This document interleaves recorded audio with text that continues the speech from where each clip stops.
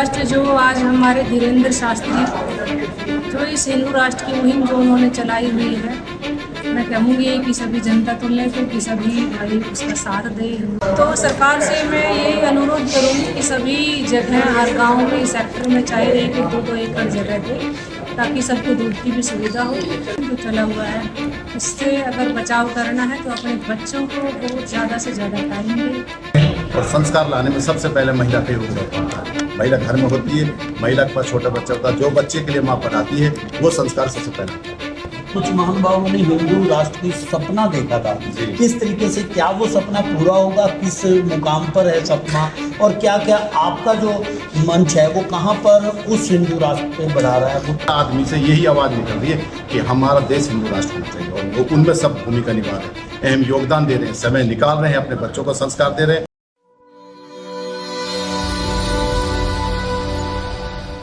दोस्तों नमस्कार, आप ये सीधी और लाइव तस्वीरें देख रहे हैं हरियाणा दिल्ली से।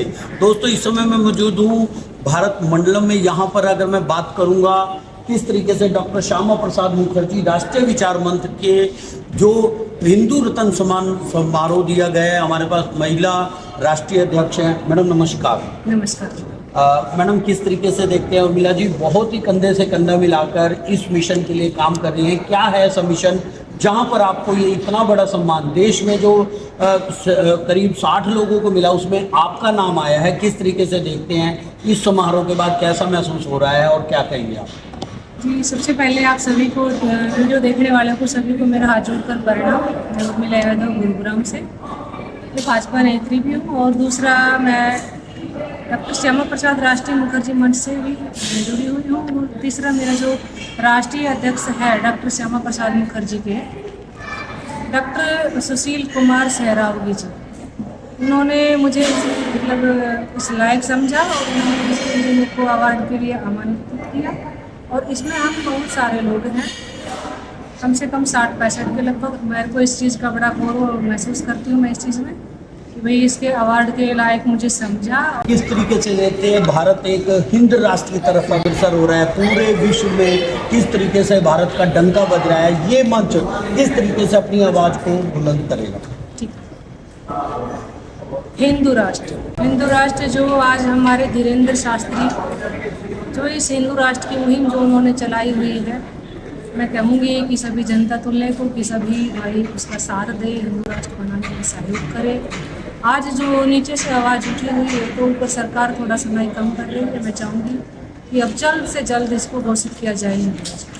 जी, किस तरीके से देखते हैं गौ सेवा के ऊपर, किस तरीके से आज अभी यहाँ पे जो पूरे सम्मानित व्यक्ति थे सभी ने गौ सेवा के ऊपर जोर दिया, वहाँ पर किस तरीके से मंच साझा कर रहा है अपनी बात? देखिए, गौ सेवा ऐसे नहीं होगी कि 500 किलोमीटर पे एक जगह स्थान दे दिया और गौ सेवा हो गई। लोगों को दूध भी चाहिए, तो सरकार से मैं यही अनुरोध करूँगी कि सभी जगह हर गांव में सेक्टर में चाहे 1-2 एकड़ जगह दें ताकि सबको दूध की भी सुविधा हो, और जितना भी खाना पीना रोटियां वगैरह जो भी बचता है वो उन गायों के लिए जा सके और उनकी केयर हो सके। पूरे भारत में आपका जो ये मंच है किस तरीके से पैर पसारा है? आप महिला अध्यक्ष हैं, किस तरीके से देखते हैं आप अपने मंच को किस तरीके से और मजबूत करेंगे? कितनी महिलाओं की लेकर आप चलेंगे? क्या क्या मुद्दे मुख्य रूप से आपके रहेंगे? सबसे पहला मुख्य जो मुद्दा है मेरा, एक तो महिलाएं सेफ और सुरक्षित रहे, अपनी बहन बेटियों को सुरक्षित रखें।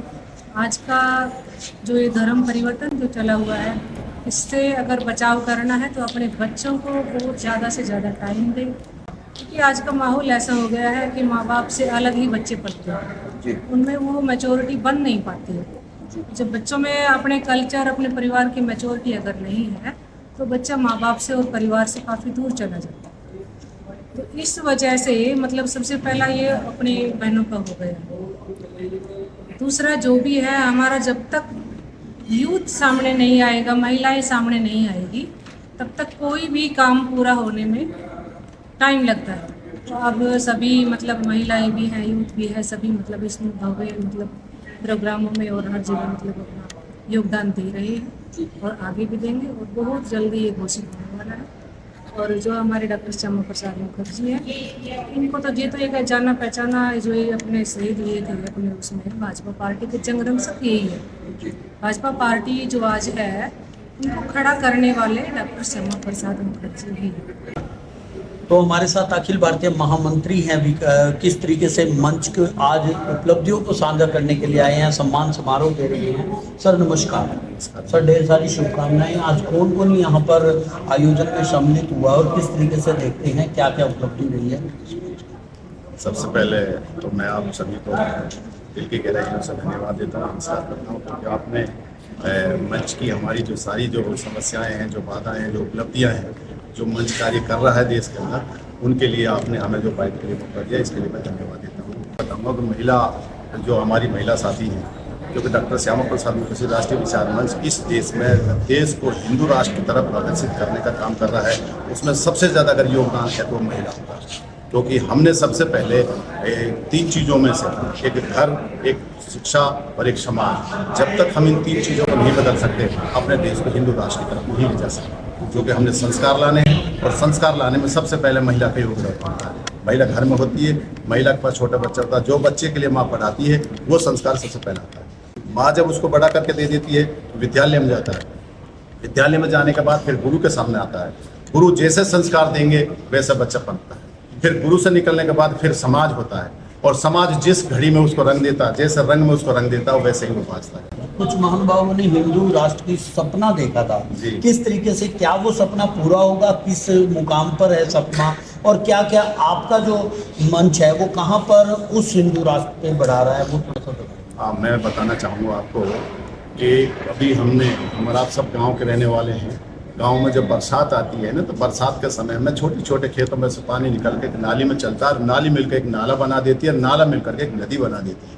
आज देश के हर कोने से इस देश को हिंदू राष्ट्र बनाने के लिए हर प्रत्येक क्षेत्र के हर आदमी से यही आवाज़ निकल रही है कि हमारा देश हिंदू राष्ट्र होना चाहिए, और वो उनमें सब भूमिका निभा रहे हैं, अहम योगदान दे रहे हैं, समय निकाल रहे हैं, अपने बच्चों को संस्कार दे रहे हैं, और जब भी जरूरत पड़ती है डॉक्टर श्यामा प्रसाद मुखर्जी राष्ट्रीय विचार मंच के माध्यम से, आज भी इस मंच में देखा है कि देश से नहीं, देश के हर कोने से नहीं, विदेशों तक से भी लोग वो आए हुए हैं, और उनके अंदर एक ही मनोभावना है, एक ही कामना है, एक ही इच्छा है कि हमारा देश हिंदू राष्ट्र होना चाहिए।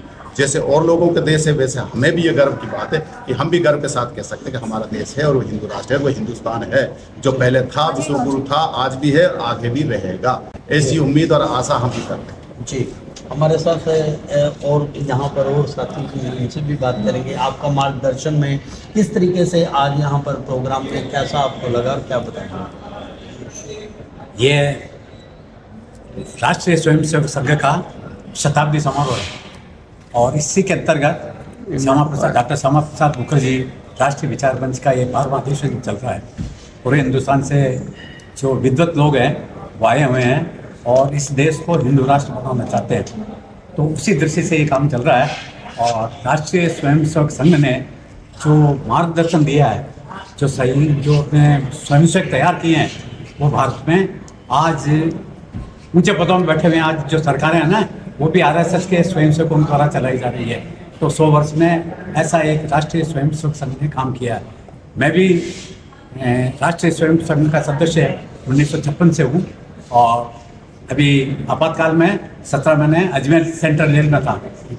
और अब देखिए कि 17 महीने जो लोग रहे हुए हैं, उनके परिवार कैसे होंगे, उनका समाज में क्या होगा, लेकिन हमने उसको बाधाओं को पार करके और आज राष्ट्रीय चरित्र को उज्ज्वल किया है। तो राष्ट्रीय चरित्र के जो संस्कार हम लोगों को प्राप्त हुए हैं ना, वो देश में प्रफुल्लित हो रहे हैं। और ये आज का जो सम्मेलन है ना, वो इसीलिए है कि हमारे संस्कार के माध्यम से जो देश ऊंचाई पर पहुंचा ना, तो हिंदू राष्ट्र घोषित हो जाए।